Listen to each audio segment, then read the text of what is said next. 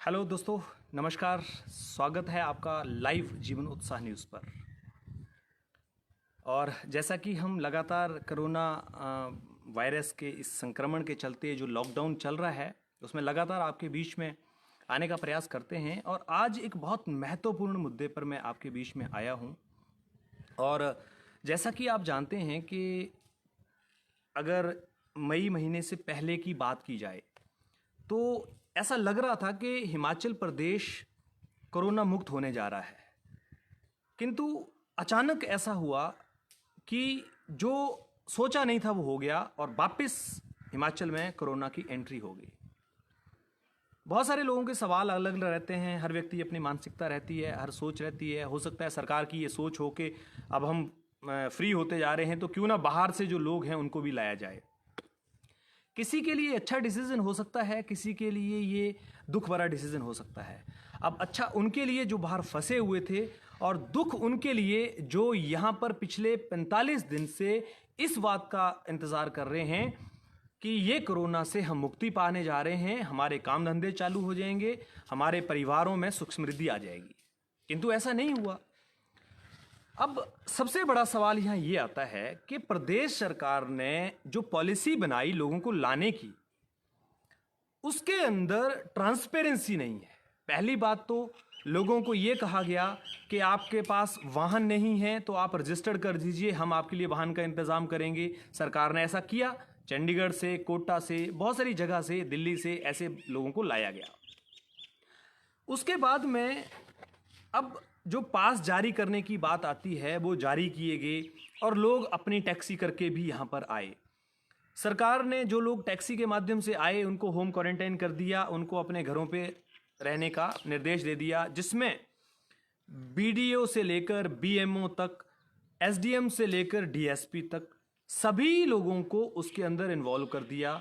और उन लोगों को जिम्मेवारी दे दी कि वह प्रधानों के माध्यम से, आशा वर्कर के माध्यम से, आंगनवाड़ी कार्यकर्ताओं के माध्यम से उन लोगों की निगरानी करेंगे जो होम क्वारंटाइन में हैं। बड़े ध्यान से इस बात को समझिए, ये बहुत ही बड़ा पॉइंट आज मैं आपके बीच में रखने जा रहा हूं। और ऐसे पॉइंट के बीच में जब हम एक जानबूझ के रिस्क की तरफ बढ़ रहे हैं, प्रदेश सरकार के जो फैसले हैं उन फैसलों पर कहीं ना कहीं एक राय बनती हुई नजर नहीं आ रही है। उस राय के अंदर कहीं ना कहीं एक विरोधाभास नजर आ रहा है। आप पूछेंगे ऐसा क्यों? ऐसा इसलिए कि जो लोग होम क्वारंटाइन रखे जा रहे थे उनकी निगरानी के लिए पूरा डिपार्टमेंट लग गया। दुकानों को खोलने की अनुमति दी गई, वहां पर पुलिस की जो व्यवस्था थी, पुलिस का जो कार्य करने का टाइमिंग था वो बढ़ गया। क्योंकि पहले पुलिस 7 से 10 के बीच में लोगों को देखती थी और लोग भी ज्यादा नहीं निकलते थे क्योंकि दुकानें कम खुलती थी। आज के समय में दुकानें लगभग सभी खुल गई हैं और पुलिस के वर्किंग का टाइम बढ़ा दिया गया। यानी सुबह से लेकर शाम को 4 बजे तक, 3:30 4 बजे तक एक जवान पूरे मार्केट को एक एक व्यक्ति के साथ डील करेगा। उसमें वाहन में लोग ज्यादा नहीं जाने चाहिए, 2 व्हीलर पे 2 लोग नहीं जाने चाहिए, कोई रूल्स का वायलेशन नहीं करता होना चाहिए, उसके बाद में चालान भी करने हैं। सारी व्यवस्थाएं पुलिस के ऊपर प्रेशर में आ गई। दूसरी तरफ स्वास्थ्य विभाग हो या जितने भी कार्यकर्ता हो, सबके ऊपर एक बर्डन बढ़ता गया। चलिए कोई बात नहीं, प्रदेश सरकार की अपनी नीति थी, किया जा सकता है। लेकिन आज मैं जो प्रश्न आपके बीच में रखने जा रहा हूं वह प्रश्न बहुत महत्वपूर्ण है। जैसा कि मेरी आज बड़सर के गलू नाका पे हम गए और वहां पर दिल्ली से 26 पीपल्स आज टेम्पो ट्रैवलर के माध्यम से हिमाचल में लाए गए, बड़सर में लाए गए। मैं यहां पर डीएसपी साहब से या डीसी साहब से, एसडीएम साहब से, बीएमओ साहब से और एसपी साहब से सबसे बात करने के बाद मैं एक निचोड़ पे मैं पहुंचा हूं। तो मैं आपके बीच में आज लाइव आया हूं, मैं आपके बीच में वो बात रखना चाहता हूं। और आप इस बात को जरूर समझिए, चाहे कोई भी लोग हैं, चाहे वो होम क्वारंटाइन में हैं या फिर वो लोग जो आज दिल्ली से आए हैं, या फिर वो लोग जो यहां पर जिनके परिवार बाहर हैं वो, या फिर जो वो लोग जो आज ये इंतजार कर रहे हैं कि हम इस मुक्ति से कब मुक्ति पाएंगे और कब हम सामान्य हो जाएंगे। देखिए, जहां तक इन बसों को वहां पर ले जाने की बात थी, मेरा प्रश्न है यहां पर, ये जो परमिशन दी गई उन बसों को वहां भेजने की और वहां से लोगों को लाने की, ये हो सकता है एडमिनिस्ट्रेशन ने अपने लेवल पे समझा हो, लेकिन मेरा प्रश्न यहां जो आया, जो मुझे यहां एक प्रश्न बन के खड़ा है कि अलग अलग फैमिलीज के लोग वहां पर गुड़गांव से, फरीदाबाद से, दिल्ली से, जो एक दूसरे के नॉन नहीं है, जो एक दूसरे के परिचित नहीं होने के बावजूद हिमाचल प्रदेश से बसों को, 3 बसों को बड़सर से इकट्ठा करवाकर वहां बुलाते हैं, और वहां से जिन्होंने लोगों ने पास अलग अलग अप्लाई किए हैं, अलग अलग अपने कार्यों के लिए अप्लाई किए हैं, वो सारे लोगों को वो बसें वहां पर कोऑर्डिनेट करती हैं, वहां से उनको लेके आ जाती हैं। ये प्रश्न समझ में नहीं आया। How can it be possible कि एक जगह से 3 बसें जाएं, उनको जाने की मूवमेंट की अनुमति मिले, और वहां पर वो जाकर दिल्ली में 8-10-12 फैमिली से कोऑर्डिनेट करें, और उन कोऑर्डिनेशन के माध्यम से उन लोगों को वो अलग अलग जगह से उठाएं और उनको ले आएं, और वो भी पब्लिक ट्रांसपोर्ट। कैसे संभव है? ये बड़ा प्रश्न यहां पर मैं रखना चाहता हूं। और ऐसे में सवाल ये खड़ा हुआ कि जो लोग आए थे बड़सर नाके पर, उनको रोका गया, और उनका हालांकि सैंपलिंग होना था, लेकिन बीएमओ साहब ने ये बताया कि सैंपलिंग की, क्योंकि हमारी कहीं और की प्रक्रिया थी, तो वहाँ चली जाने की वजह से गाड़ी हम यहाँ पर नहीं कर पाए, तो इसलिए थोड़ा टाइम लगा उनको, और इस वजह से उनको होम क्वारंटाइन की बजाय बाबा बालकनाथ सराय में क्वारंटाइन किया गया। लोगों का यहाँ ये आरोप था कि हमें होम क्वारंटाइन बोला गया है और हमें इंस्टीट्यूशनल क्वारंटाइन किया जा रहा है। अब यहां पर कौन सही है कौन गलत है ये तो प्रशासन जाने। डीसी साहब का ये कहना था कि हमें जो परिस्थिति के हिसाब से जो चीज़ लगी, जो हमें उनके, क्योंकि वो अलग अलग जगहों से आए हुए हैं, तो उसके डिसीजन के हिसाब से उनको हमने क्वारंटाइन किया, और ये जो दिशा निर्देश है उनके अनुसार किया गया। हमने ये पूछा कि सर ये जो बसें हैं, जो पब्लिक ट्रांसपोर्ट, जिनको ट्रैवलर बसें, जिनको ट्रांसपोर्ट के नंबर मिले हुए हैं, टैक्सी नंबर मिले होते हैं, ये लोग यहाँ से जब गए, इनकी मूवमेंट की परमिशन किस आधार पर दी गई, और वहाँ पर किस तरह से लोगों को अलग अलग ड्राइवरों ने इकट्ठा करके यहाँ पर लाने की जो प्लानिंग की, क्या ये कोई सोची समझी प्लानिंग नहीं है?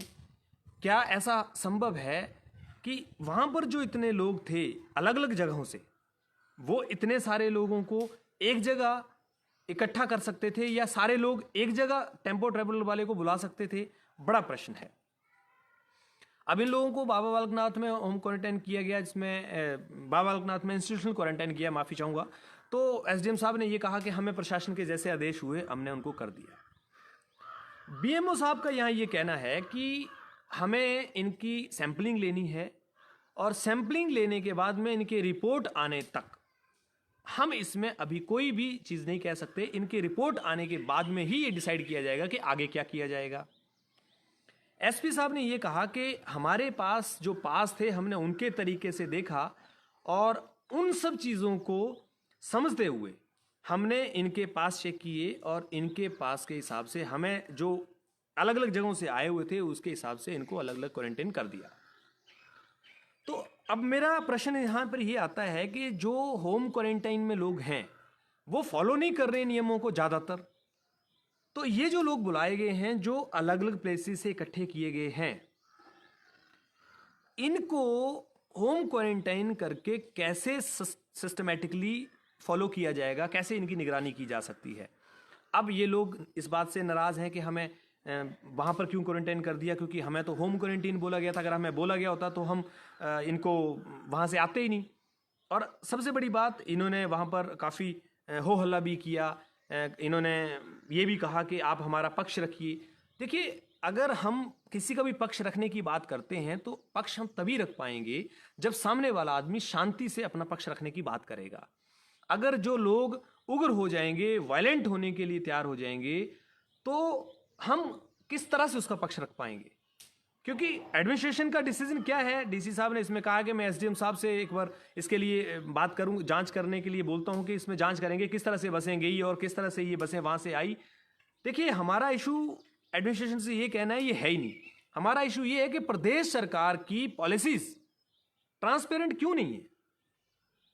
क्यों प्रदेश सरकार अपने फैसलों को बार बार बदल रही है, और क्यों लोगों को लाने का जो तरीका है वो एक नहीं किया जा रहा है? और अगर लोगों को बाहर से लाना ही है, लोग आना चाहते हैं, क्योंकि उनका स्वागत है, उनका घर है, वो जब मर्जी आ सकते हैं, हमारी कोई आपत्ति नहीं है। किंतु उन लोगों को अगर लाया जाना है और आपके पास इंस्टीट्यूशनल क्वारंटाइन करने की फैसिलिटी नहीं है, तो आप क्यों नहीं एक नियम बनाते कि उन लोगों से ये एक शर्त रखें कि अगर आप आना चाहते हैं तो आपको उसका चार्ज देना होगा और आप क्वारंटाइन रहेंगे, उसके बाद ही आप घर जा सकते हैं। पर ये तो राजनीति की बात है। यहाँ पर जो अधिकारी कार्य कर रहे हैं, जो लोग इतने दिनों से इंतज़ार कर रहे हैं, उन लोगों की क्या गलती है? उन लोगों को पिछले 40-45 दिन से इस इंतज़ार में आपने बिठाया है कि जल्दी हम कोरोना मुक्त हो जाएंगे, और उसके बाद जो लोग बाहर थे, और मैं बुरा मत मानिएगा, मैं उन लोगों से ये बात करना चाहूँगा, ये वो लोग हैं जो ये कहते थे कि हिमाचल में क्या रखा है, आपके घर हैं, आप आइए। लेकिन इंस्टीट्यूशनल क्वारंटाइन अगर इस एडमिनिस्ट्रेशन ने आपको ये सोच के किया है क्योंकि आप अलग अलग प्लेसेस से आए हैं, तो आपको एडमिनिस्ट्रेशन को तब तक ज़रूर सपोर्ट करना चाहिए जब तक आपके सैंपल्स नहीं लिए जाते। उन लोगों ने बहुत ज़ोर से वहाँ पर डीएसपी साहब के साथ भी वायलेंस करने का प्रयास किया, बहुत सारी चीज़ें की, हम लोगों के साथ भी वायलेंस करने का प्रयास किया। जब आप अपनी बात किसी को सुनाने का मौका ही नहीं दोगे तो कैसे कोई व्यक्ति कर सकता है? तो बहरहाल हम ये कहना चाहेंगे, बहुत सारी खामियां यहाँ पर हैं, और मैं इस बात को ऐसे भी नहीं कहना चाहता हूँ कि एडमिनिस्ट्रेशन ने गलतियाँ करी हैं या ये बसें जाकर गलत किया गया है। इशू ये है कि सरकार एक सही रणनीति क्यों नहीं बना पा रही है कि ये ट्रांसपेरेंट चीज़ है। अगर आपने होम क्वारंटाइन करना है तो फिर सबको होम क्वारंटाइन कीजिए। अगर ये लोगों को आप लाए हैं इंस्टीट्यूशनल क्वारंटाइन, तो इनको आप बताइए कि हम आपको इंस्टीट्यूशनल क्वारंटाइन करेंगे। तो ये जो पॉलिसी है वो क्लियर नहीं होने की वजह से बहुत सारे चैलेंजेस आ रहे हैं, और कोरोना के लगभग 5 केस तो हो ही गए हिमाचल प्रदेश के अंदर। जहां हम एक तरफ दावा कर रहे थे कि हम कोरोना मुक्त होने जा रहे हैं, वहां 5 केस पिछले 3 दिनों में आ गए हैं। और आगे अगर इसी तरह से रहा, इसी तरह से बहुत सारे लोगों के कॉल आते हैं, कुछ लोग कभी गोवा से करते हैं, कभी कैलकाटा से करते हैं, कभी कोई लोग मुंबई से कर रहे हैं, कभी, क्योंकि हर जगह से ही लोग हैं। तो क्या होगा? इसका अर्थ ये है कि अभी हमें और तैयार रहना पड़ेगा, अभी और लंबी लड़ाई लड़ने के लिए। तो फिर ये जो सरकार की पॉलिसी है, सरकार को इसमें ज़रूर एक बार सोचना चाहिए, विचार करना चाहिए, क्योंकि भावनाओं के साथ में आप कड़े फैसले नहीं ले पाएंगे, और जब तक आप कड़े फैसले नहीं लेंगे तब तक आप इस कोरोना महामारी से नहीं लड़ सकते। जीवन उत्साह न्यूज़ के सभी दर्शकों को मैं धन्यवाद देना चाहता हूं कि आप हमारे साथ जुड़े हैं, हमारे साथ बने हैं। हम भी सामाजिक व्यक्ति हैं, हम भी जो बात हमारे सामने आती है उसका जितना अध्ययन कर सकते हैं उतनी बात आपके सामने रख सकते हैं। क्योंकि देखिए, निर्णायक तो हम भी नहीं हैं, हम भी जो लोगों की समस्या है या जो लोगों की समस्याएं जेन्युइनली आती हैं उनको आपके सामने रखते हैं।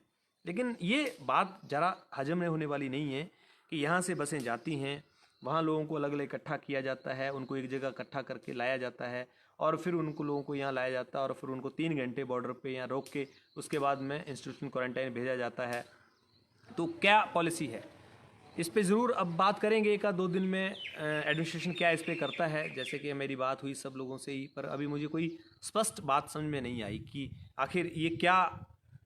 कुछ लोगों का ये कहना था, हमारे पास कॉल आए, उन्होंने ये कहा कि जो कमर्शियल व्हीकल्स हैं वो अनुमति उनको जो है वो अगर एलएमबी नहीं है तो उनको नहीं दी जा सकती है, या क्या दी जा सकती है, ये तो खैर नहीं है, तो मैं चर्चा का विषय नहीं है ये विषय, तो अभी सोचने का है आगे इसमें क्या होता है। लेकिन फ़िलहाल इन लोगों को क्वारंटाइन कर दिया गया है, बाकी आगे देखते हैं। इनके सैंपल लिए जाएंगे, बीएमओ साहब से बात हुई है जल्दी, और इनके रिपोर्ट्स आने के बाद फिर इनके साथ क्या करना है, इनको होम क्वारंटाइन भेजना है कि इनको इंस्टीट्यूशनल क्वारंटाइन रखना है, ये एडमिनिस्ट्रेशन तय करेगा। लेकिन फ़िलहाल प्रदेश सरकार को एक सही रोड मैप बनाना पड़ेगा, क्योंकि अभी बहुत सारे लोग आने हैं। लगभग जैसे बताया जा रहा है 3.5-4 लाख लोगों ने पास अप्लाई किया है, उसमें से शायद परसों तक 1.5-2 लाख लोग आ भी चुके हैं। तो इतने बड़े स्तर पर जो लोग आए हैं, इन लोगों की व्यवस्था भी सरकार को सोचनी पड़ेगी, और उन लोगों का भी ध्यान रखना पड़ेगा जो लोग यहाँ हैं, जो पहले से यहाँ पर रह रहे हैं, जो अपने आप को सेफ महसूस कर रहे थे, उनके लिए भी कहीं ना कहीं ये खतरा बना हुआ है। तो बहुत बहुत धन्यवाद, आप सब इसी तरह से बने रहिए, और